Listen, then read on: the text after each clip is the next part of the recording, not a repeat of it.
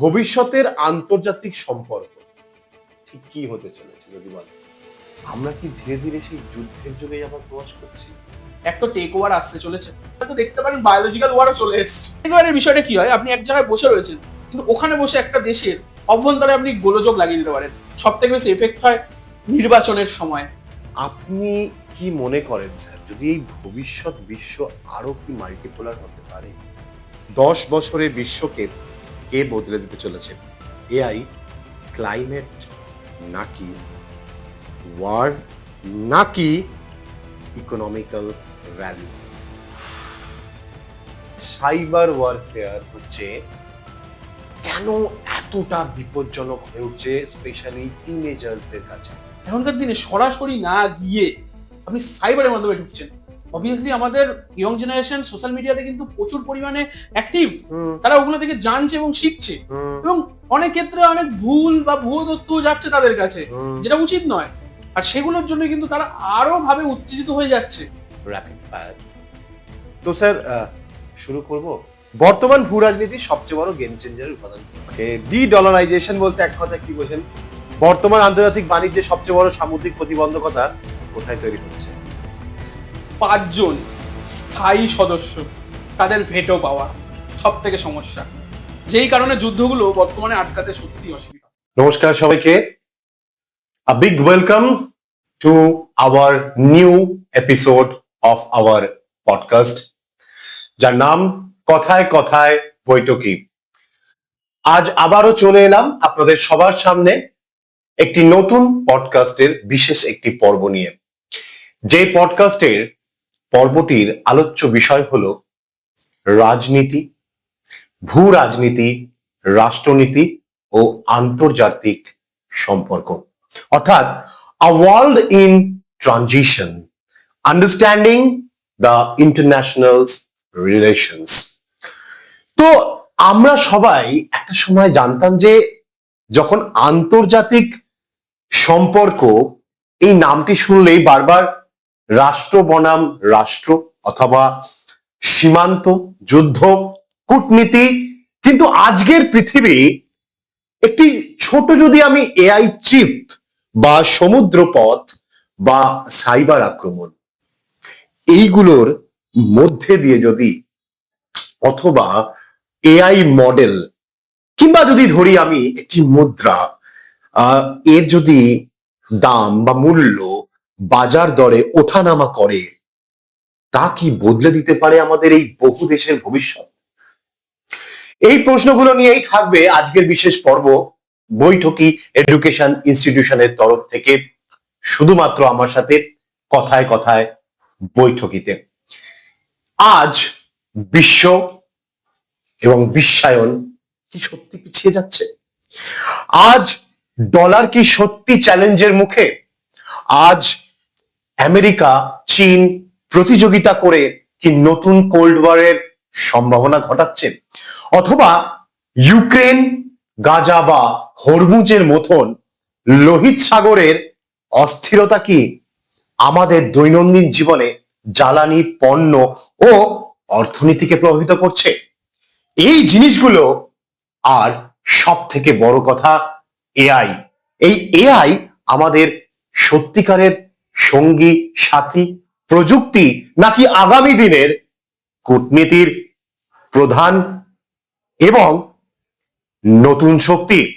এই জিনিসগুলোই আজকে আমরা আমাদের আলোচ্য বিষয়ে ক্লিয়ারেন্স পাবো এবং নতুনভাবে, নতুন রূপে জানবো। এবং আমাদের বৈঠকি এডুকেশন ইনস্টিটিউশন ছোট ছোট বিষয়গুলোকে কতটা চিন্তামূলক প্রশ্নের মাধ্যমে সরাসরি উত্তর দিয়ে থাকে। তাই এই পডকাস্টের মাধ্যমে আমরা আজকে একজন এমন স্বনামধন্য ব্যক্তিকে আমাদের সাথে পেয়ে গেছি এই আলোচ্য আড্ডায়। কথায় কথায় বৈঠকিতে উনি আগেও একবার এসেছেন, ওনাকে না নিয়ে এসে পারলাম না, কারণ উনি আমাদের বৈঠকি এডুকেশন ইনস্টিটিউশনের হিস্ট্রির ফ্যাকাল্টি মিস্টার চন্দনেশ্বর চক্রবর্তী। নমস্কার স্যার, কেমন আছেন? বলুন, আবারও আরেকবার আমাদের বৈঠকি এডুকেশন ইনস্টিটিউশনে না নিয়ে এসে পারলাম না, যদি বা বলতে হয়। কেমন আছেন বলুন স্যার? নমস্কার স্যার, ধন্যবাদ এত সুন্দর একটা অনুষ্ঠানে আবার আমাকে স্থান দেওয়ার জন্য। আমি ভালো আছি, আশা রাখি আপনিও ভালো আছেন। হ্যাঁ স্যার, মানে অ্যাকচুয়ালি অনেকদিন ধরে ভাবছিলাম একটা বিশেষ একটা বিষয় নিয়ে। এর আগে তো বহু জিনিসগুলো আমরা পডকাস্টের মাধ্যমে করছি এবং করে চলেছি, খুব ভালো রেসপন্স পাচ্ছি। এবং আপনার সাথে আমাদের প্রথম পডকাস্টের শুরু পথ চলা, তাই আপনাকে না নিয়ে এসে আর পারলাম না। এই ইন্টারন্যাশনাল একটা রিলেশনস এর এই বিষয়টা, তো স্যার অ্যাকচুয়ালি প্রথমে আমি খুব একটা বেসিক এবং নর্মাল প্রশ্ন করব আপনাকে, যেটা দেখুন আমরা তো খুবই কর্মমুখী ছাত্রছাত্রী বা কর্মমুখী সমস্ত আমরা অ্যাসপিরেন্ট বলতে পারি, এবং পড়াশোনাটাকে এতটাই আমরা নতুন ভাবে এবং এত পড়াশোনার দিক বৈচিত্র্য বা আমরা বলতে পারি, আপনাকে স্যার সব থেকে বেশি কি আকৃষ্ট করে যখন আমি পড়াশোনার সাথে এই ইন্টারন্যাশনাল রিলেশনশিপটাকে আমি একসাথে দেখছি? একদম sir, international relation first topic তো দারুণ। ইন্টারন্যাশনাল রিলেশন ফার্স্ট মাথায় রাখতে হবে, ইন্টারন্যাশনাল রিলেশন হচ্ছে আমার বাংলায় যদি আমি এটা করি আন্তর্জাতিক সম্পর্ক।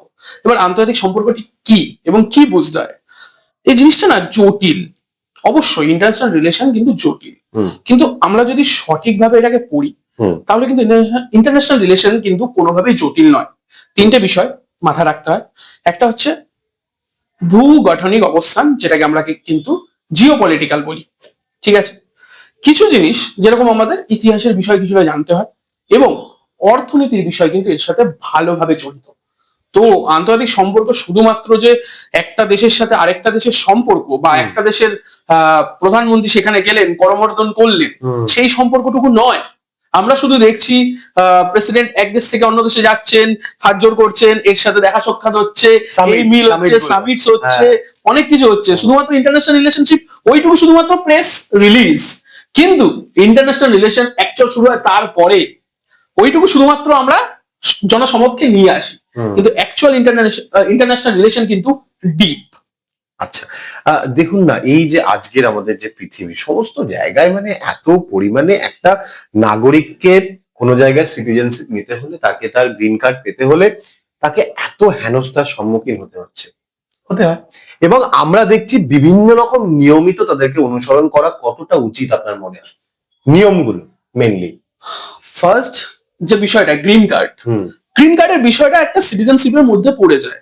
আমরা জানি প্রত্যেকেই যে আমেরিকার গ্রিন কার্ড এবং আরো নানা দেশে রয়েছে যেগুলো, কিন্তু গ্রিন কার্ডের পাশাপাশি অবভিয়াসলি আপনি একটা দেশ থেকে অন্য দেশে যাচ্ছেন এবং সেখানে ধরুন আপনার কাজের সন্ধানেই যাচ্ছেন বা কাজ করছেন এবং সেখানকার সিটিজেন আপনি হতে চাইছেন, এবং আইপিএল এর জন্য আমরা ভালো মতোই জানি, আইপিএল যেহেতু চলছে সেই কারণে, আমাদের আইপিএল চলে, তো ইন্ডিয়াতে আইপিএল হয় প্রত্যেক বছর, তো সেই কারণে কিন্তু অনেক যারা খেলোয়াড় রয়েছেন বিদেশি, তারা কিন্তু ভারতের নাগরিকত্ব পেয়েছেন তো, যেরকম এবিডি উইলিয়ার্স পেয়েছেন আমরা জানি, অবভিয়াসলি পেয়েছেন।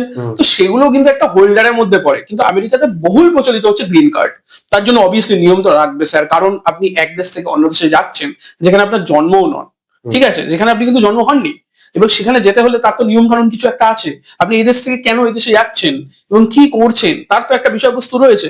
শুধুমাত্র গ্রিন কার্ড হোল্ডার মানে আপনি সিটিজেন হচ্ছেন সেটা নয়, কিন্তু আপনি ওখানে সুযোগ পাচ্ছেন বসবাস করার, এবং আপনি ওখানে কন্টিজেন্সি রাইট পাচ্ছেন নিজের, ঠিক আছে। এটাই হচ্ছে বিষয়। অধিকারগুলো আপনি বলছেন যে সে একজন বিদেশি নাগরিকের মতন সমান অধিকার সে পাচ্ছে। কিন্তু আমি যদি দেখি যে এই আন্তর্জাতিক সম্পর্ক, যদি আমি কোন একটি নাগরিক বা কোন একটি মানুষকে এক কথায় বোঝাতে চাই যে আন্তর্জাতিক সম্পর্ক ঠিক কি, কিভাবে বোঝাবো তাকে? এটা সহজ উত্তর স্যার, আন্তর্জাতিক সম্পর্ক যদি আপনি বুঝতে যান তাহলে আপনার বুঝতে হবে আপনার সাথে আপনার কোম্পানির সম্পর্ক। ঠিক বুঝলাম না, যদি একটু খুলে বলেন। সাপোজ আপনি কোথাও চাকরি করেন, ঠিক আছে, আপনার সেকেন্ড হোম আপনি বলতে পারেন, ঠিক আছে, সেকেন্ড হোম বলতে পারি আমরা। এবার সেখান থেকে আপনি কিন্তু আপনার স্যালারিও উইথড্র করছেন, এবং তার সাথে আপনার যদি ফ্যামিলি রিলেশনশিপ হয় কিন্তু আপনার প্রফেশন রিলেশনশিপও রাখতে হয়, বুঝতে পারছেন। সে কারণ সেখান থেকে আপনাকে একটা আপনার স্যালারি উইথড্র হচ্ছে, সেখান থেকে একটা প্রফেশনালিজম চলে আসছে, কয়েকগুলো রুলস রেগুলেশন চলে আসছে, যেগুলো মেনে কিন্তু আপনার সম্পর্কটা হচ্ছে। ইন্টারন্যাশনাল রিলেশনশিপটা হচ্ছে ঠিক তেমনি, রুলস এন্ড রেগুলেশন থাকে। ইন্টারন্যাশনাল রিলেশনশিপ আপনার আর আমার মধ্যে সম্পর্ক নয়, ওটা নির্ভর কিন্তু একটা দেশের সাথে দেশের, আর সেই দেশের মধ্যে বহুল জনসংখ্যা রয়েছে, তাদের সবাইকে সেটা মানতে হয়। ঠিক আছে, সেই কারণে ইন্টারন্যাশনাল রিলেশনশিপ বলতে গেলে এমপ্লয়ার আর এমপ্লয়িরও সম্পর্ক হয়ে যায় অনেক ক্ষেত্রে। ঠিক এইভাবে সহজ উপায় কিন্তু আমরা বুঝতে পারি ওটাকে। আচ্ছা, আইআর বা সহজভাবে আন্তর্জাতিক রাজনীতিটাকে বুঝতে চাই, সেই ক্ষেত্রে আমার তিনটে জিনিস মেনলি রাখছে: কনটেক্সট, নলেজ আর হিস্ট্রি। এরা একে অপরের সাথে এই মিথস্ক্রিয়া সম্পর্কে জড়িত। এটা যদি একটু পরিষ্কার ভাবে আমাদের দর্শকদের বুঝিয়ে দেন। ওকে, ফার্স্ট, আন্তর্জাতিক সম্পর্কের ক্ষেত্রে আমি প্রথমেই বললাম আমাদের জিওপলিটিক্স বুঝতে হবে। What is geopolitics? শুধুমাত্র বাউন্ডারি বর্ডার? ঠিক তা নয়। জিওপলিটিক্স মানে শুধুমাত্র বাউন্ডারি বর্ডার নয়, আপনার পুরো বর্ডার। ওকে, তার সাথে সাথে আপনার খনিজ পদার্থ কি কি আছে, আপনার দেশের কি কি রয়েছে, আরো সমস্ত বিষয়টা নিয়ে কিন্তু জিওপলিটিক্স। ওকে, আপনি কি কি রপ্তানি করবেন, কি কি আমদানি করবেন, সেই বিষয়টাও কিন্তু জিওপলিটিক্স এর আন্ডারে চলে আসে। তার সাথে সাথে আপনার যে বিষয়বস্তুগুলো, দেশের যতটা পরিধি, সেই পরিধির মধ্যে আপনি আরো কি কি উন্নত করছেন, কি কি রয়েছে, আপনি আরো কি কি প্ল্যান করছেন, সমস্ত কিন্তু জিওপলিটিক্স এর আন্ডারে পড়ে যাবে। এক, দ্বিতীয়ত ইতিহাস। কেন ইতিহাস ইম্পর্টেন্ট? কারণ আমরা ইতিহাসে পড়েছি স্নায়ু যুদ্ধ, বিভিন্ন যুদ্ধ, কোল্ড ওয়ার, সিভিল ওয়ার, বিভিন্ন যুদ্ধগুলো রয়েছে যেগুলো কিন্তু ইন্টারন্যাশনাল রিলেশনশিপের ক্ষেত্রে খুব গুরুত্বপূর্ণ। আমরা যদি বলি ঠান্ডা লড়াই, অবশ্যই আমরা নাম শুনেছি। ঠান্ডা লড়াই কাদের মধ্যে হয়েছিল? রাশিয়ার সাথে হয়েছিল। অবভিয়াসলি রাশিয়া আমেরিকার সাথে একটা ঠান্ডা লড়াই চলছিল। এখনো বর্তমানে আমরা কিছু কিছু ঠান্ডা লড়াইয়ের খবর পাই। তার মধ্যে হচ্ছে ইউক্রেন আর রাশিয়ার যুদ্ধ কিছুদিন আগে গেল। তো সেক্ষেত্রেও ইন্টারন্যাশনাল রিলেশনশিপ অবশ্যই প্রত্যেকটা ক্ষেত্রে ইন্টারন্যাশনাল রিলেশনশিপ রয়েছে, যে ক্ষেত্রে কিন্তু আপনার ইতিহাস সেগুলোকে তুলে আনে।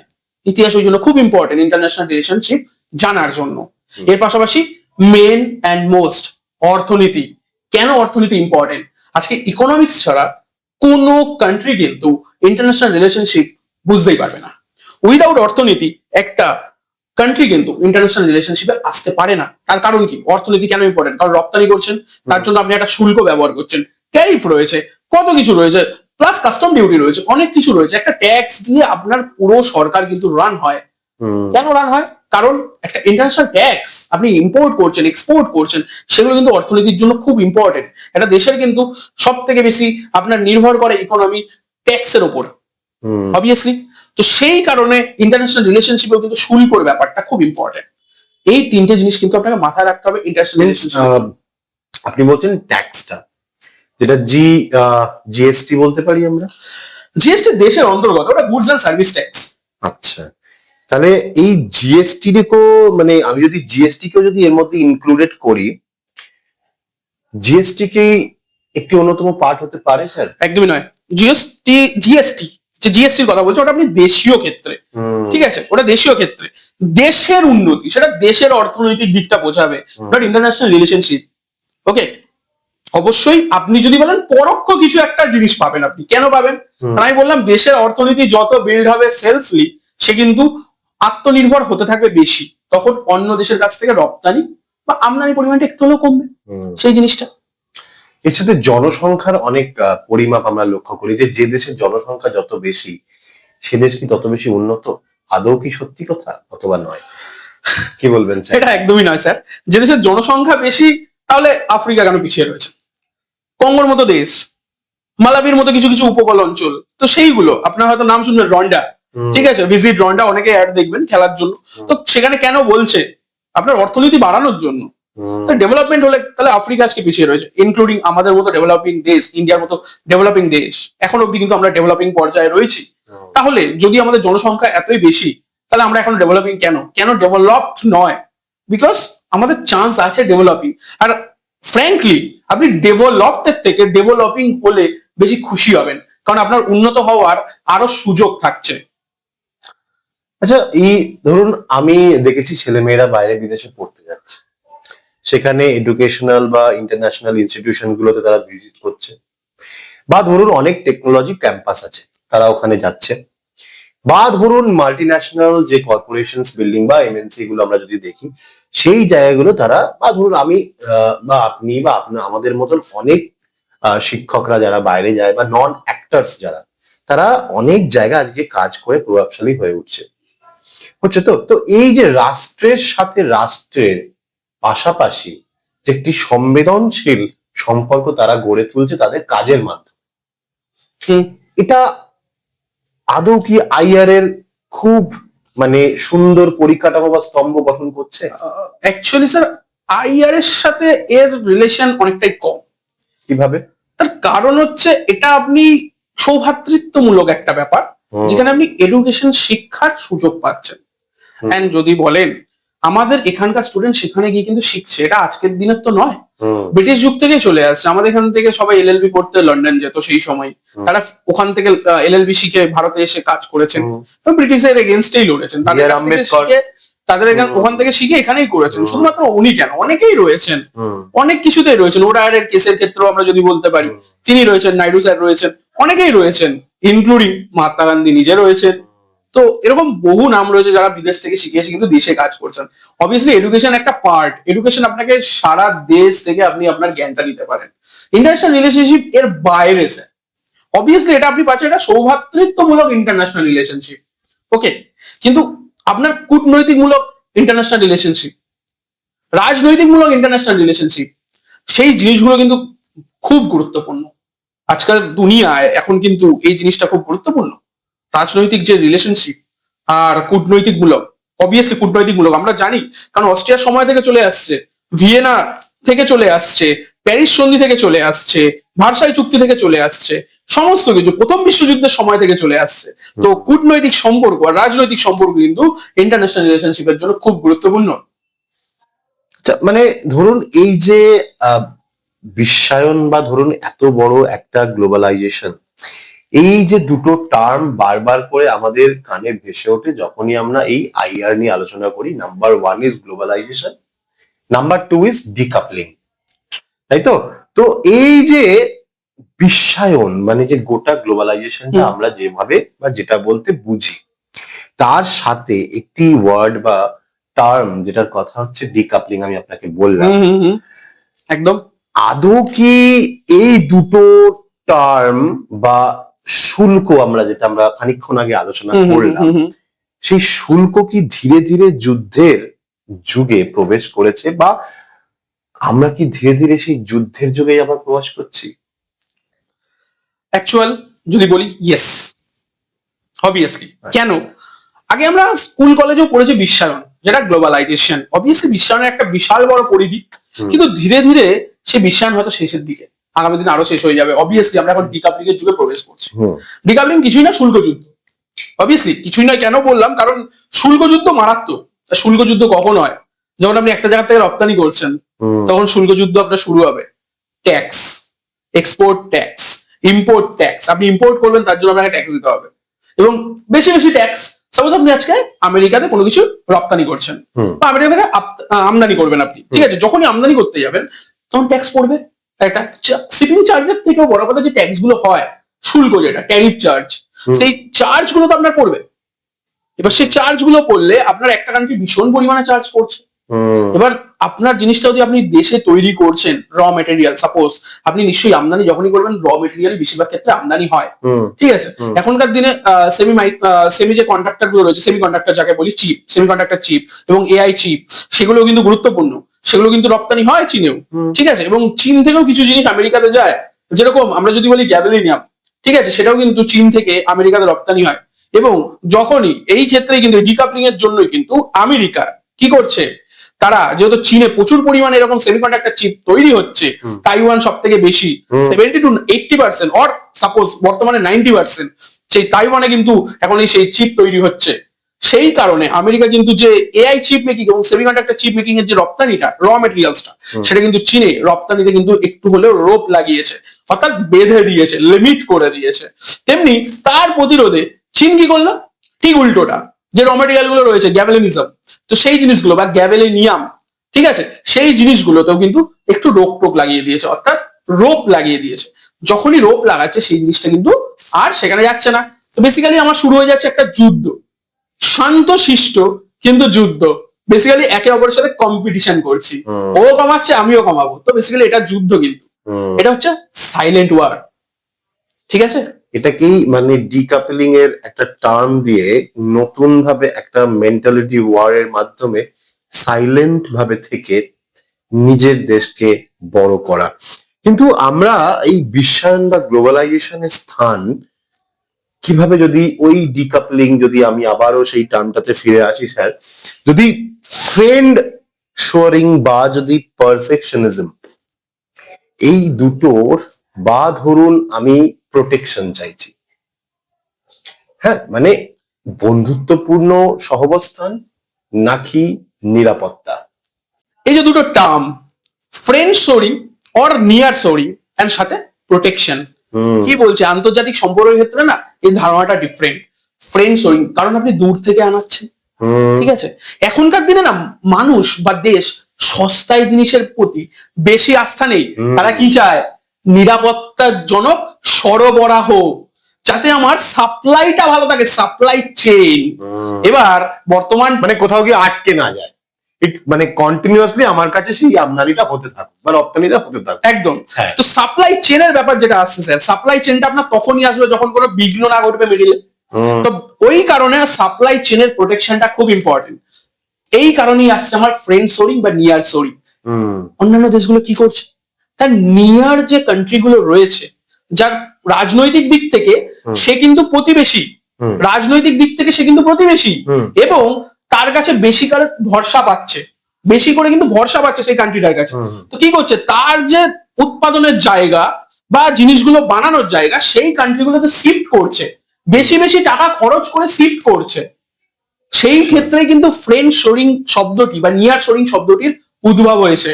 এবং প্রোটেকশন হচ্ছে সাপ্লাই চেনটাকে নিরাপত্তা দেওয়া, এটাই হচ্ছে বিষয়। আচ্ছা আচ্ছা, সাপ্লাই চেন আপনি যে কথাটা বললেন, সস্তা উৎপাদন কি আদৌ সম্ভব? অবভিয়াসলি সস্তা উৎপাদন তখনই সম্ভব যখন আপনি র মেটেরিয়ালের প্রাইসটাকে লিমিট করতে পারবেন। শুধুমাত্র র মেটেরিয়ালস নয়, তার সাথে সাথে আরো যে জিনিসগুলো থাকবে, যেরকম ধরুন আপনি যে জিনিসগুলো বানাচ্ছেন তার ট্যাক্স। সব থেকে বেসিক্যালি কোন জিনিসটা খাটে জানেন স্যার? আপনি কোনো জিনিস তো বানিয়ে দিলেন, এটা আমরা প্রত্যেকেই জানি। একটা জিনিসের ম্যানুফ্যাকচারিং কস্ট হয় 10 টাকা, সাপোজ একটা জিনিসের ম্যানুফ্যাকচারিং কস্ট হয় 10 টাকা। তারপর ট্যাক্স লেগে সেই জিনিসটা কি আপনার এমআরপি তে বিক্রি হবে 50 থেকে 60 টাকা। তারপরে যে জিনিসটা তৈরি করতে 10 টাকা খরচা হচ্ছে, সেই জিনিসটা আপনি বিক্রি করছেন 50 থেকে 60 টাকা। তার পেছনে নিশ্চয়ই কারণ আছে, ওয়ার্কলোড রয়েছে, ট্যাক্স রয়েছে, লেবার কস্ট, অনেক কিছু। হ্যাঁ, অবভিয়াসলি একটা রুমের কস্ট রয়েছে, সমস্ত কিছু রয়েছে। প্রত্যেকটা জিনিস ধরে কিন্তু একটা জিনিসের তবে গিয়ে একটা মূল্য নির্ধারণ হয়। তেমনি এই কারণে আপনি যদি জিনিসটাকে যত দেশের অভ্যন্তরে বানাতে থাকবেন, তাহলে কিন্তু আপনার প্রাইসটা অনেকটাই কমতে থাকবে। কিন্তু ওই যে কাঁচামালের জন্য যদি আপনার কাছে থাকে তবেই ভরসা, আদার যেতে হবে অন্য দেশের কাছে, তাদের কাছ থেকে নিতে হবে। এই জিনিসটাই কিন্তু অনেক ক্ষেত্রে আমাদেরকে আটকে রেখে দেয়। আচ্ছা, মানে আমরা এই যে জিনিসগুলো দেখছি যে সস্তা উৎপাদন খুবই সম্ভাবনাটা তখনই সম্ভব যখন আপনার কাছে সেই উৎপাদনের সমস্ত কিছু দিকগুলো সঠিকভাবে আপনার কাছে নিরাপত্তার সহ আপনার হাতের মুঠোয় থাকবে। কিন্তু আমরা এই যে এত বর্তমানে যে যুদ্ধ এবং এই যে সংঘাতগুলো, আমরা তো থামাতে ব্যর্থ হচ্ছি স্যার। পারছি কি ঠিকভাবে? ভবিষ্যতের আন্তর্জাতিক সম্পর্ক ঠিক কি হতে চলেছে যদি বলেন? ভবিষ্যতের আন্তর্জাতিক সম্পর্কের ক্ষেত্রে যদি বলি, এক তো টেক ওভার আসতে চলেছে কি অলরেডি হয়তো ছোটখাটো শুরু হয়ে গেছে। অবভিয়াসলি টেক ওভারের যুগ চালু হলো বলে, কারণ আমরা জানি টেকনোলজিক্যালি আমরা কতটা ইনভলভ হয়ে যাচ্ছে আস্তে আস্তে। এআই এর যুগ তো অলরেডি আমরা প্রায় বলেই দিচ্ছি, এআই দিয়ে বেসিক্যালি আমরা এখন কাজ করছি।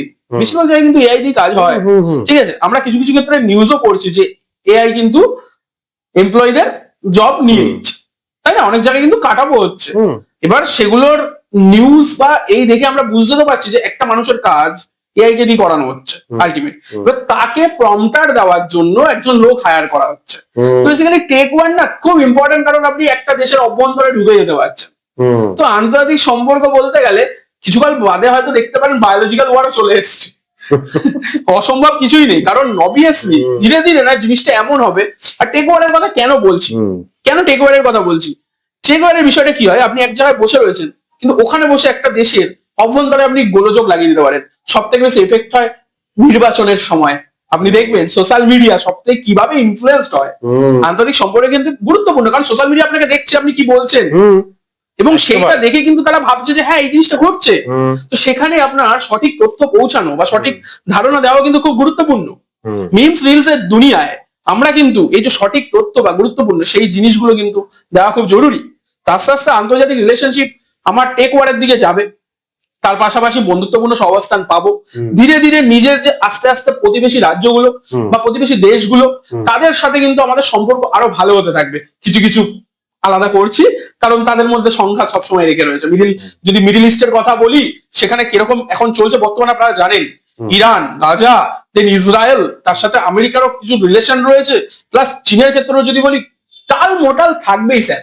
ইন্টারন্যাশনাল রিলেশনশিপ মানেই হচ্ছে আপনার টাল মাটালের দুনিয়া। বাট সম্পর্কটা স্মুথ ওয়েতে কি করে নিয়ে যাওয়া যায় তার জন্য আমাদের এখন অব্দি জাতিসংঘ রয়েছে, ইউনাইটেড নেশনস, তারা চেষ্টা করছে। কিন্তু বর্তমানে এই যে টেক ওভারের দুনিয়ায় তারাও কতটা কাজ করতে পারবেন সেটাও কিন্তু বড় বিষয়। তারাও কিভাবে ডেভেলপ করবে নিজেদেরকে, অবভিয়াসলি করবে। এত বছর ধরে রয়েছেন, অবভিয়াসলি তারাও ডেভেলপ করবেন, তারাও নতুন নতুন জায়গায় নিজেদেরকে নিয়ে যাবে। সেটা দেখা যাক কিভাবে কি হয়। আন্তর্জাতিক সম্পর্কের ব্যাপারটা এতটাই বিরাট যে ভবিষ্যতের কথা যদি বলি আমি শুধু অনুমান লাগাতে পারি। এরপরে কি হতে চলেছে তা কিন্তু মস্তিষ্ক প্রসিত হচ্ছে যারা আন্তর্জাতিক সম্পর্ক নিয়ে সব থেকে বেশি কাজ করছে সেই রকম জায়গা থেকে কিন্তু আসবে। তার জন্যই কিন্তু আমাদের মন্ত্রক থাকে আর তার মিনিস্ট্রি। তো আমাদের কিন্তু প্রত্যেকটি দেশে আমি যেটুকু জানি মানে আমাদের এবং স্যার আপনি যেটা বললেন তার মধ্যে অনেক কিছু যেটা বেসিক্যালি টেক ওয়ার, টেকনোলজির উপর ভিত্তি করে আমাদের প্রচুর ওয়ার বা জিও পলিটিক্স কিন্তু বেষ্টিত। কিন্তু মার্কিন যুক্তরাষ্ট্র চীনের মধ্যে কিন্তু একটা টেক ওয়ার সবসময় লেগে থাকে। তো সেই জায়গায় কিন্তু মানে বিশ্বে এতটাই ভূ রাজনীতিকে তারা নতুন ভাবে পুনর্গঠন করতে চলেছে। সেটা যদি আমরা যে কোনো টেকনোলজি দিক থেকে দেখি, মোবাইল থেকে শুরু করে এআই টুলস থেকে শুরু করে বিভিন্ন রকম জিনিসপত্রে তারা এতটা বেশি পরিমাণে প্রসারিত করছে তারা নিজেদেরকে আর ধরে রাখতে পারছে না। মানে ভূ রাজনীতিকে নিজেদেরকে নতুন ভাবে পুনর্গঠন করছে।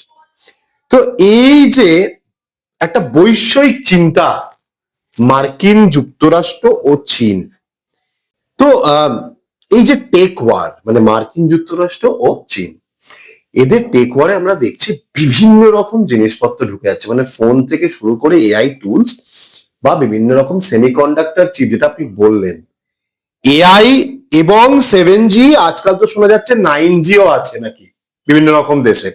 কিন্তু ক্রিটিক্যাল টেকনোলজিস গুলো কেন এতটা জাতীয় নিরাপত্তার কাছে তাদেরই একটা পার্ট হয়ে উঠছে, কিভাবে?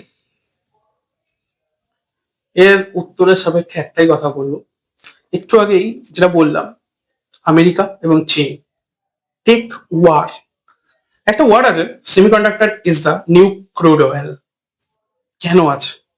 কারণ এআই চিপ মেকিং আর সেমিকন্ডাক্টর চিপ মেকিং দুটোই কিন্তু আমেরিকাতে র মেটেরিয়াল পাওয়া গেল, চীনে কিন্তু সাপ্লাই হয়, চীনে সাপ্লাই হচ্ছে। আর চীন কিন্তু পুরো চিপটা রেডি করছে।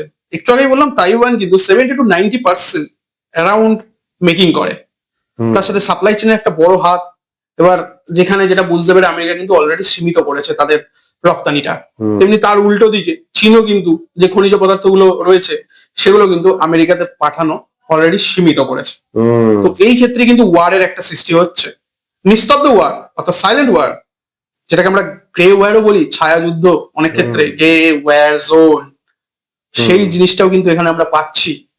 তো সম্পর্কের ক্ষেত্রে কেন বলছি, আগামী দিনে এআই আমাদের সমস্ত ডেটা তো অলরেডি পাচ্ছে। আমরা নিজেদের নানা জিনিস যে কোনো সময় যদি অসুবিধা হয়, সাপোজ কম্পিউটার কোনো কিছু অসুবিধা হলো, সেটাও এআই কে জিজ্ঞেস করছি।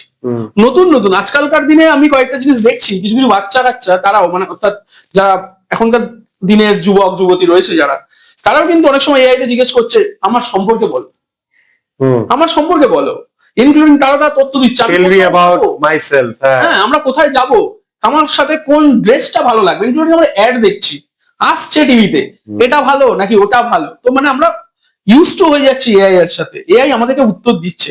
বেসিক্যালি আমরা কিন্তু অভ্যন্তরে না চাইলেও অলরেডি আমরা অভ্যন্তরে ঢুকে গেছি।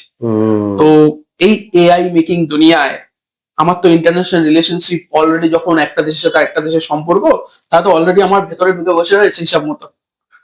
তো যুদ্ধটা তো অভ্যন্তরে ঢুকেই যেতে পারে। কোনোভাবে যদি কোনো বাজে জিনিস অ্যাটলিস্ট ছড়িয়ে দিল, তাহলে মুশকিল। অবভিয়াসলি সমস্ত দেশ সেটা বোঝে, ওই কারণে এখানেও কিছু লিমিটেড রেখেছে ডেটাগুলো প্রাইভেসির সাথে আর প্রিভেসির সাথে কিন্তু সংরক্ষণ করে তারা, সহসায় কিন্তু দেয় না। সেটাও এআই জানিয়েছে অলরেডি যে আমরা কারোর ডেটা কাউকে দিই না। সেক্ষেত্রে একটা প্লাস পয়েন্ট। অবভিয়াসলি কিন্তু কোনোভাবে এত হ্যাকারের দুনিয়া, যদি কেউ হ্যাক করে নেয় তখন আমরা কি করব? অবভিয়াসলি সবার ডেটা চলে যাচ্ছে। আমরা জানি কত ব্যাংক অ্যাকাউন্ট হ্যাক হয়ে যাচ্ছে, কত স্ক্যামার বেরিয়েছে, কত স্প্যামার বেরিয়েছে এই থ্রুতেই অলরেডি কিছু কিছু ক্ষেত্রে তো শুনছি যে এখন ওটিপিও নেয় না, ফোন কলেই নাকি স্ক্যাম হয়ে যাচ্ছে। তো সেই জিনিসগুলো অলরেডি স্যার এগুলো হবে, কিছু করার নেই। আপনি টেকনোলজি নিয়ে আসলে তার একটা বাজে দিকও কেউ বার করবে, আপনি যদি ভালো জিনিস নিয়ে আসেন তার বাজে দিকও বার করবে, সেরকমই ব্যাপার। কিন্তু এই যে আপনি বলছেন ভালো দিক খারাপ দিক দুটো দিকই আছে, কিন্তু আমরা একদম মানে এই রিসেন্ট একটি ঘটনা হরমুজ প্রণালী সংকট, যেখানে এত লোহিত সাগর বা এবং ইউক্রেনের যুদ্ধ যদি আমি বলি, সেখানে বিশ্ব সাপ্লাই চেনে কতটা আমরা সংকটমুখী হলাম যদি বলেন, মানে স্পেশালি আমি যদি ইন্ডিয়ানস অ্যাজ এ সিটিজেনশিপ হিসেবে বলি, তাহলে আমার কতটা প্রভাব পড়লো? দেখুন স্যার, কিছুদিন আগে আমরা জানতাম যে সব থেকে যদি কাছের উদাহরণ দিই, গ্যাসের সমস্যা ছিল না, লম্বা লম্বা লাইন আমরা খবর চ্যানেলে দেখছিলাম, 25 দিন 26 দিন। এলপিজি অটোগুলো যেগুলো অটো চালায় তাদের তো লাইন লেগে গেছিল রাস্তায়। তাহলে পরিবহনের সমস্যা অলরেডি, কারণ হরমুজ প্রণালী আসতে দিচ্ছিল না। ইনক্লুডিং আমরা খবরেও দেখেছি যে ভারতের জাহাজের উপর অ্যাটাক হয়েছে কিছু কিছু ক্ষেত্রে। তো সেইগুলোই আর কি, কারণ ওই চ্যানেলটা, ওই প্রণালীটা এতটা ইম্পর্টেন্ট, কারণ ওখান থেকে আপনাকে ঘুরে যাওয়ার সময়টা কম লাগে, যেটা আপনাকে ভীষণ ঘুরে ঘুরে ঘুরে ঘুরে যেতে হবে। তো ওটা দিয়ে আসলে আপনার তাড়াতাড়ি হয়, আপনি সময় তো বাঁচাবেন নাকি ঘুরে ঘুরে যাবেন? সম্ভব তো নয়। আর প্রচুর পরিমাণে খনিজ তেল ওদিক থেকে আসে আমাদের, যা কিন্তু আমাদের দৈনন্দিন জীবনে কাজে লাগছে।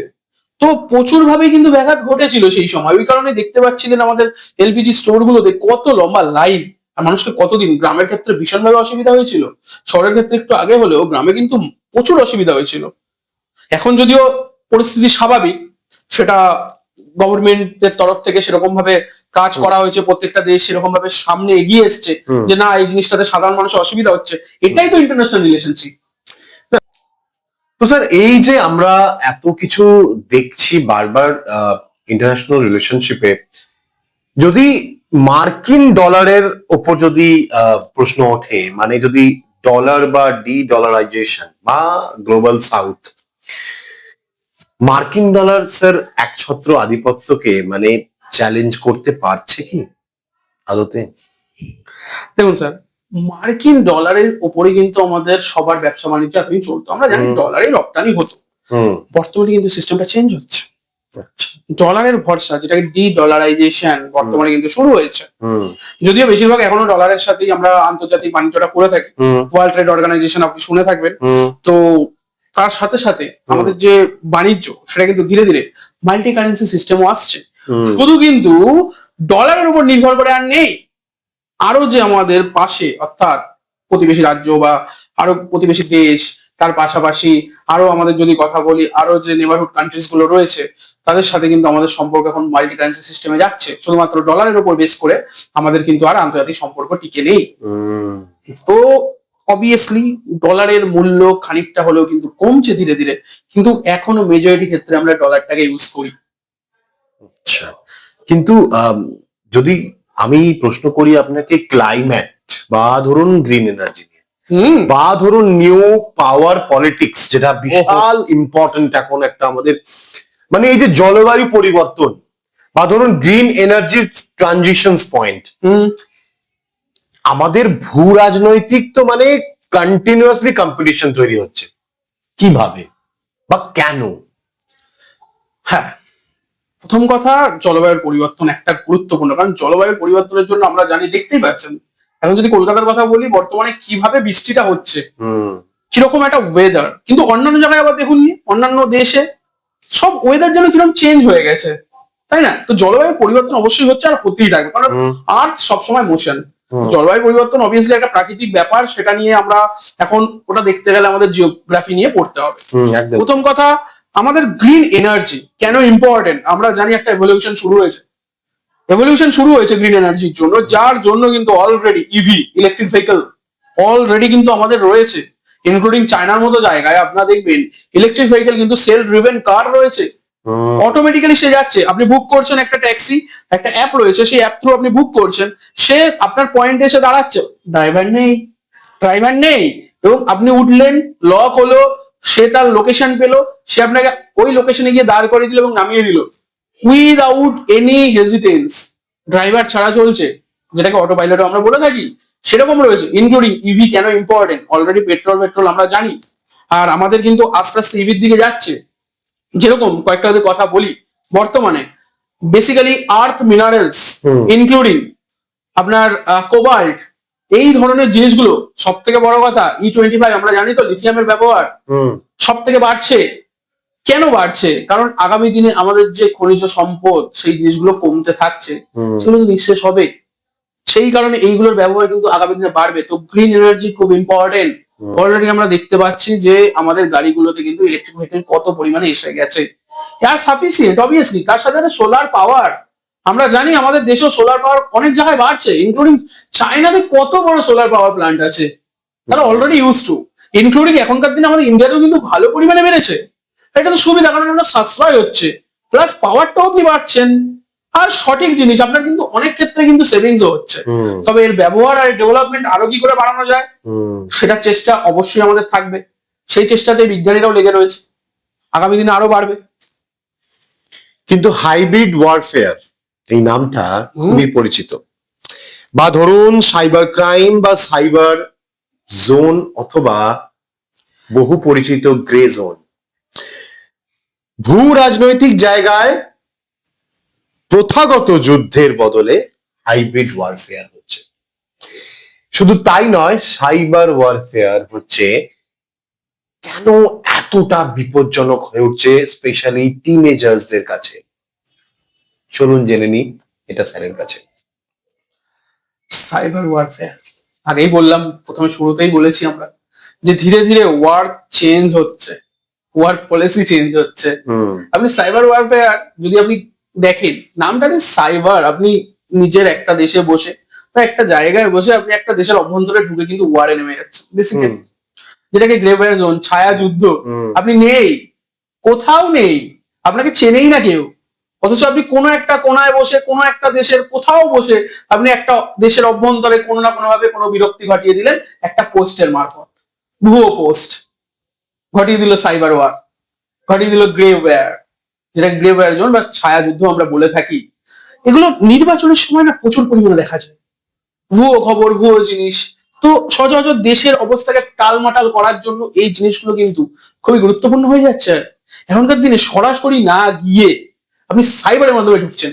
অবভিয়াসলি আমাদের ইয়ং জেনারেশন সোশ্যাল মিডিয়াতে কিন্তু প্রচুর পরিমাণে অ্যাক্টিভ, তারা ওগুলো থেকে জানছে এবং শিখছে, এবং অনেক ক্ষেত্রে অনেক ভুল বা ভুয়ো তথ্য যাচ্ছে তাদের কাছে, যেটা উচিত নয়। আর সেগুলোর জন্য কিন্তু তারা আরো ভাবে উত্তেজিত হয়ে যাচ্ছে, সেটাও কিন্তু একটা সম্পর্ককে এবং দেশের আভ্যন্তরীণ পরিস্থিতিকেও খারাপ করে তুলছে। সেই জিনিসগুলো কিন্তু ওয়ারের মধ্যেই পড়ছে, তারা সরাসরি না গিয়ে পেছনে থেকে দেশের অভ্যন্তরকে কাজে লাগিয়ে ওয়ার শুরু করে দিল, সেটাই সাইবার ওয়ারের কাজ। মানে এতটা যে ক্লাইমেট থেকে শুরু করে হাইব্রিডাইজেশন থেকে শুরু করে আজকে আমরা দেখছি স্যার, মানে আমি কম্পিউটার, মোবাইল সব জায়গাতেই একটা কিছু না কিছু ওয়ার লেগে রয়েছে। তার সাথে রয়েছে যে প্রত্যেকটা পলিটিক্সের সেই মাথাগুলো, যেখানে আমাদের এই সাইবার অ্যাটাক বা মিস ইনফরমেশন, যেটা স্যার বললো ভুয়ো তথ্য বা খবর বা পোস্টার, যেটা একটা ইকোনমিক প্রেশারকে টালমাটাল করতে পারে বা একটা টেকনোলজিক্যাল ডিসরাপশন ঘটাতে পারে। বা যদি আমি বলি স্যার ব্যাটল ফিল্ড, এই ব্যাটল ফিল্ড গুলোকে মাঝে মাঝে প্রোটেক্ট করার জন্য পাশে দাঁড়াচ্ছে আমাদের দেশের স্পাই উইংস এর কর্তারা। তো যদি আমরা ইরান বা গাজা বা ধরুন এই রিজিয়নাল স্টেবিলিটির উপরে যদি আমরা একটু নজর দিই, স্যার আপনি দেখবেন যে মধ্যপ্রাচ্যের বর্তমান পরিস্থিতি মানে এতটাই সংকটের মুখে, আমি ভবিষ্যৎ কি ভাববো স্যার তাদের। তো আঞ্চলিক স্থিতিশীলতাকে আমি কোথায় দেখবো, মানে অ্যাট লাস্ট আমি কোথায় দেখছি তাকে, এটা যদি একটু বলেন। মধ্যপ্রাচ্যের বর্তমান অবস্থা নিয়ে যদি আমরা কথা বলি, তাহলে প্রথমেই ওঠে এখনকার সেই হারহিম করা চিত্রগুলো। ইন্টারনেটে বহুল আমরা ছবি দেখেছি একটি বাচ্চা ছেলের, একটি বাচ্চা মেয়ের কিরকম অবস্থা হয়েছে অ্যাটাকের পরে। ওয়ার কখনোই আমরা চাই না, কেউ চাই না। ফিজিক্যাল ওয়ার তো অবশ্যই নয়, ইনক্লুডিং সাইবার ওয়ারও নয়। ওয়ার কখনোই একটা শান্তির প্রতীক তো নয়। আমাদের শান্তি দরকার, আমরা শান্তির জন্যই এসেছি এবং শান্তি দিয়েই আমরা বিশ্ব জয় করতে পারি এবং শান্তি নিয়েই আমরা বিশ্ব থেকে চলেও যেতে পারি। তো এই যে ওয়ারের বিষয়টা যখন আমরা আসছে, মধ্যপ্রাচ্য এতটাই ডালমাটাল বর্তমানে, ইরান ইনক্লুডিং ইসরায়েল, প্রত্যেক গাজার মতো জায়গা, তার সাথে মদত আমেরিকার সাথে ইসরায়েলের মদত রয়েছে, তাই না? কত পরিমাণে অ্যাটাক হচ্ছে, সেখানে কত পরিমাণে ড্রোন হামলা হচ্ছে, আমরা চিত্র পাচ্ছি ড্রোনের মারফত। এআই, আমি একটু আগে এআই এর কথা বলছিলাম, ড্রোন হামলা হচ্ছে। তো ওগুলো তো জাস্ট টেকনিক্যাল। আপনি একটা দেশে বসে রয়েছেন, সেখান থেকে আপনি ড্রোনের মারফত বোম ফেলে দিচ্ছেন। কিন্তু স্যার আপনি যে বলছেন এআই তো ডিসিশন মেকিং, কি নিচ্ছে? ডিসিশন মেকিং করতে গেলে অনেক সময় আপনি যেটা বলছেন মিস ইনফরমেশন, আবার অনেক সময় মিস ক্যালকুলেশন এর ঝুঁকি এআই কি সত্যি বাড়িয়ে দিচ্ছে? অবভিয়াসলি এআই বাড়িয়ে দিচ্ছে। তো আপনি এই যে বললেন যে একজন কোন একটি দেশ থেকে এআই এর মাধ্যমে ড্রোন হামলা সম্মুখীন হচ্ছে, আবার কোন একটি পুরুষ বা কোনো একজন মানুষ কোন একটি দেশে বসে এআই এর মাধ্যমে মাল্টিটাস্ক করছে দেশের উন্নতির জন্য। আদতে এই এআই এর ঝুঁকি কে নেবে? মিস ক্যালকুলেশন, মিস ইনফরমেশন, নাকি ব্যাটলফিল্ড? প্রথম কথা, এআই এর ঝুঁকি আমরা সবাই নিই। আপনি কিভাবে ব্যবহার করছেন তার উপর ডিপেন্ড করে। আপনি কি ভালো কাজে ইউজ করছেন, তাহলে অবভিয়াসলি এআই আপনার জন্য গ্রেট। কিন্তু আপনি যদি সেটাকে বাজে কাজের জন্য ব্যবহার করেন, অবভিয়াসলি সেটা খারাপ। তো আপনাকে সেই দিকটা দেখতে হবে, আপনি কোন জিনিসটার জন্য ব্যবহার করছেন। অবভিয়াসলি এক্সপেক্ট করবো আপনি ভালো কাজের জন্য ব্যবহার করছেন, কারণ তবেই দেশের উন্নতি, রাজ্যের উন্নতি, ইনক্লুডিং পৃথিবীর উন্নতি। কারেক্ট। তো অনেক প্রশ্নের সম্মুখীনের সাথে সাথে আমরা আমাদের নতুন ওই যে সেগমেন্ট আছে র্যাপিড ফায়ার, সেই র্যাপিড ফায়ারেরই একটি অংশে আজকে স্যার কে অনুরোধ করবো স্যার যদি একটু পারফর্ম করেন র্যাপিড ফায়ারে। খুব সোজা প্রশ্ন করব না, যদিও এটা ইন্টারন্যাশনাল রিলেশনশিপ আইআর সম্পর্কিত। তো স্যার শুরু করব? অবভিয়াসলি যাওয়া যাক, আশা করি নতুন রাউন্ড পারবো। বর্তমান ভূ রাজনীতির সবচেয়ে বড় গেম চেঞ্জারের উপাদান কোনটি? ওকে, এক কথায় উত্তর দিতে হবে sir. Semiconductor chip. Okay, dedollarization বলতে এক কথা কি বোঝেন?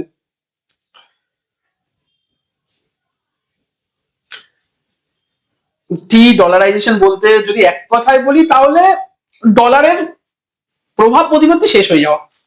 বিশ্বে চিপ উৎপাদনের কেন্দ্রবিন্দু তাইওয়ান। মাল্টি অ্যালাইনমেন্ট নীতির অর্থ একসাথে একজোট হয়ে কাজ করা। গ্রে জোন ওয়েলফেয়ার বা গ্রে জোন ওয়ালফেয়ার এর মূল বৈশিষ্ট্য ছায়াযুদ্ধ। বর্তমান আন্তর্জাতিক বাণিজ্যের সবচেয়ে বড় সামুদ্রিক প্রতিবন্ধকতা কোথায় তৈরি হচ্ছে? সবাই জানি হরমুজ। ফ্রেন্ড শোরিং ধারণার আসল উদ্দেশ্য কি?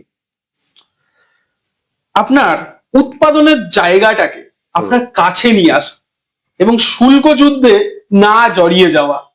আগামী 50 বছরে তেলের স্থান দখল করবে কোন প্রাকৃতিক সম্পদ? সব থেকে সহজ, বর্তমানে লিথিয়াম চলে এসছে, কোবাল্ট চলে এসছে, আর তার সাথে সাথে আর্থ minerals. Very well said sir. জাতিসংঘ নিরাপত্তার পরিষদের সবচেয়ে বড় দুর্বলতা কি? 5 জন স্থায়ী সদস্য, তাদের ভেটো পাওয়ার সব থেকে সমস্যা, যেই কারণে যুদ্ধগুলো বর্তমানে আটকাতে সত্যি অসুবিধা হচ্ছে। আন্তর্জাতিক সম্পর্ক পড়ার সবচেয়ে বড় লাভ কি হবে? আপনি আর কিছু জানুন না জানুন, জীবন সম্পর্কে আপনার ধারণা হয়ে যাবে আপনি পলিটিক্স কোথায় খেলছেন।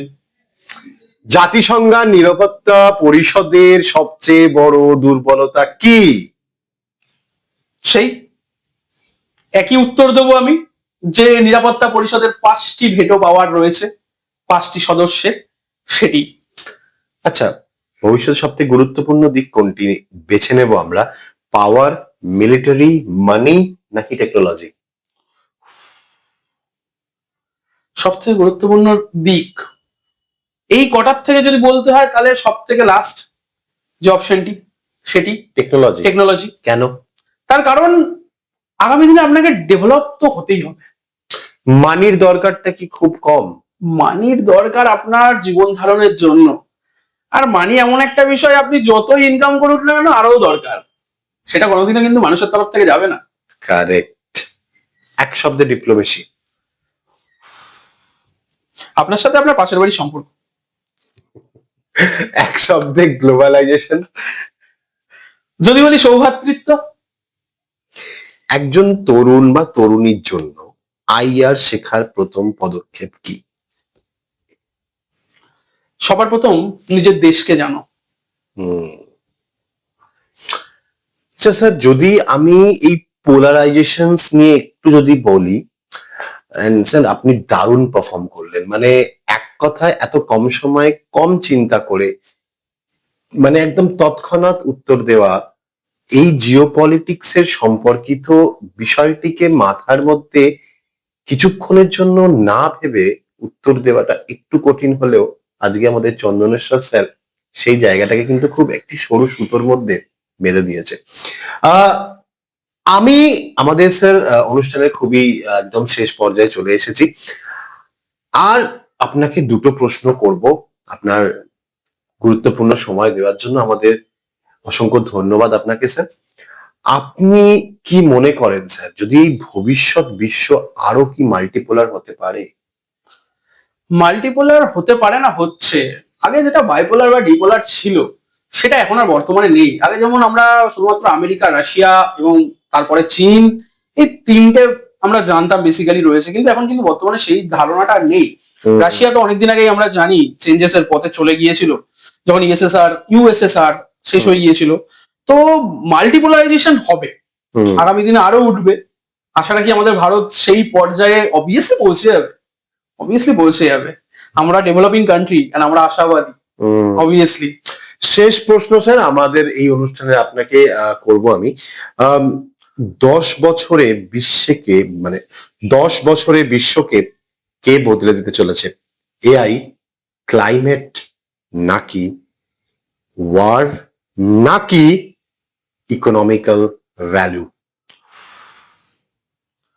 অ্যান্সার হবে ইকোনমিক্যাল ভ্যালু। কেন? সমস্ত কিছু আমি ধরলাম, কিন্তু সমস্ত কিছুর সাথে ইকোনমিক্যাল ভ্যালুটা খুব জড়িয়ে।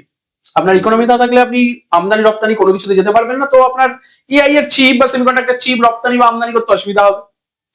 দেন ওয়ার, ইকোনমি না থাকলে আপনি ওয়ারেও জড়াতে পারবেন না। দেন বাকি আর যেগুলো রইলো, অর্থনীতি ছাড়া কিন্তু দেশ চলবে না। তাহলে ইকোনমিক্যাল ভ্যালু কিন্তু গুরুত্বপূর্ণ। ইকোনমিক্যাল ভ্যালুই কিন্তু একমাত্র পারে আপনাকে 10 বছরে পুরো চেঞ্জ করে দিতে। আর আজকে যদি আপনার ইকোনমিক্যাল ভ্যালু সেই অবধি পৌঁছে যায়, আমি যদি শিখরে পৌঁছে গেল, তাহলে আপনার দেশে সমস্ত কিছুই আছে, আপনি ডেভেলপড। অসংখ্য ধন্যবাদ স্যার আপনাকে, গুরুত্বপূর্ণ টাইম আপনি আমাদের সাথে শেয়ার করলেন, এবং ইন্টারন্যাশনাল রিলেশনশিপ নিয়ে চন্দনেশ্বর স্যারের এই যে একটি ব্যাখ্যা বা গুরুত্বপূর্ণ তথ্য আমাদের সাথে এই কথায় কথায় বৈঠকি অনুষ্ঠানের মাধ্যমে এত লোককে পৌঁছে দিলাম, তাদেরকে এখনো আমাদের কাছে প্রচুর কমেন্ট বক্সে বা ধরুন তারা আলাদাভাবে আমাদেরকে, ছোট ছোট বাচ্চারা যারা নতুন নিউজ পেপার পড়তে শুরু করেছে, নতুন ম্যাগাজিন পড়তে শুরু করেছে বা নতুন নিউজ চ্যানেলে খবর দেখতে শুরু করেছে, কিন্তু তাদের স্বপ্ন আইএস, আইপিএস বা ডাব্লিউবিপিএসসি বা ডাব্লিউবিসিএস অফিসার হওয়ার। তাদের জন্য গুরুত্বপূর্ণ তথ্য এই আইআর বা ইন্টারন্যাশনাল রিলেশনশিপ, তার সাথে জড়িয়ে থাকা বিভিন্ন রকম দিকগুলো জানতে চোখ রাখতে তো হবেই আমাদের এই কথায় কথায় বৈঠকের অনুষ্ঠানের এই গুরুত্বপূর্ণ বিশেষ বিশেষ পর্বগুলোতে। কিন্তু আলোচনার বিষয় স্পষ্ট করে দিলেও ইন্টারন্যাশনাল রিলেশনশিপের স্পষ্টতা কিন্তু দূর হয়ে যায় না। আর শুধু যদি আমরা ক্লাইমেট ফিকশন নিয়ে কথা বলি বা ক্লাইমেট ওয়ার নিয়ে কথা বলি বা যদি হাইব্রিড ওয়ার নিয়ে কথা বলি, থেমে থাকবে না ইন্টারন্যাশনাল রিলেশনশিপস। বা যদি আমরা সেই স্পাই উইংসদের সহমত প্রদান করে বিভিন্ন রকম নেওয়া স্টেপ গুলোকে সেই সামিট রিলেশনশিপের মধ্যে দিয়ে যদি কনক্লুশনে পৌঁছে যাই, তাহলেও কিন্তু ইন্টারন্যাশনাল রিলেশনশিপকে পুরোপুরি কনক্লুশনে আনতে পারবো না। তাই এই বিষয়টি যতটা আনরিভিল ততটাই আনরিভিল থাকা দরকার। একটি সময় আমরা আন্তর্জাতিক বিষয় নিয়ে বা আন্তর্জাতিক সম্পর্ক নিয়ে বুঝতাম রাষ্ট্র ও রাষ্ট্র, কিন্তু সীমিত নেই শুধু রাষ্ট্র ও রাষ্ট্রের মধ্যে। এটি সুদূর প্রসারিত হয়েছে অনেক দূর পর্যন্ত, আর এটি চলতে থাকবে যেমন আজও চলছে, সংকটের মুখে, সংকটের মাধ্যমে। তাই এইরকম নতুন নতুন চমক বা বিশেষ বিশেষ পর্বেও বা বিশেষ বিশেষ সাবজেক্ট টপিক নিয়ে আবারও আসবো, বারবার আসবো কথায় কথায় বৈঠকি।